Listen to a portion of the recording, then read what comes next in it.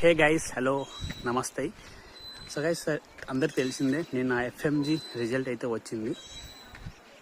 Result వచ్చిన వెంటనే నాకు ఒక కాల్ వచ్చిందన్నమాట. ఒక అబ్బాయి కాల్ చేశాడు.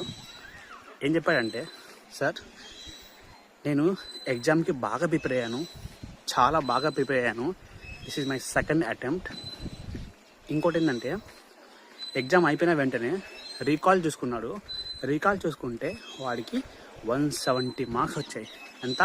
170 to 175 మార్క్స్ వచ్చాయంట. ఓకేనా? డిఫరెంట్ ప్లాట్ఫామ్లో అన్నీ చూసుకుంటే 175 వచ్చాయన్నమాట మార్క్స్. చాలా కాన్ఫిడెన్స్తో ఉన్నాడనమాట. బట్ రిజల్ట్స్ చూస్తే ఎంత? 149 దగ్గర ఆగిపోయాడు. 149 దగ్గర ఆగిపోయాడు. ఎంత పాసు? 150 పాస్ కదా. 149 దగ్గర ఆగిపోయాడు.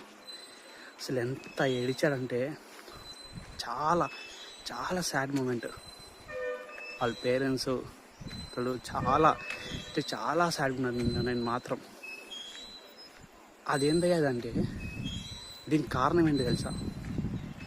ఈ ఎన్ఎంసి వాళ్ళు, ఎన్బిఈ వాళ్ళు, అరే అసలు ఆన్సర్ షీట్ ఇవ్వచ్చు కదా, కనీసం కీ షీట్ ఇవ్వచ్చు కదా.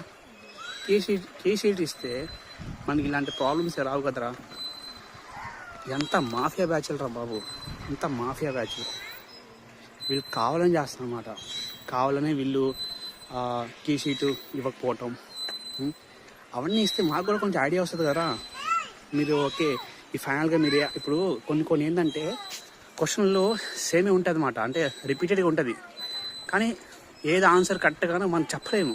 ఎందుకంటే వేరే ప్లాట్ఫామ్ వాళ్ళు ఈ ఆన్సర్ అంటారు, వీళ్ళు అంటారు కదా.